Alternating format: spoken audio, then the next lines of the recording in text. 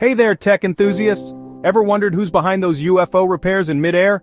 Meet Phú Phú, the genius engineer revolutionizing UFO tech. Picture this, you're flying your spacecraft and boom, malfunction. Who do you call? Phú is your go-to guy with a flying repair yard that's out of this world, literally.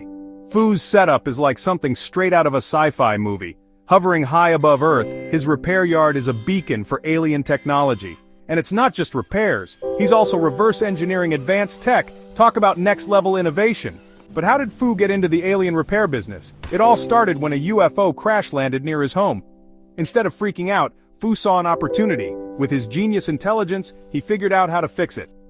Word spread, and now he's the go-to guy for alien fixes. The best part?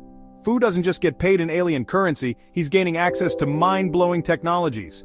Think faster-than-light propulsion systems and unbreakable materials. He's integrating these into our tech, pushing human innovation forward.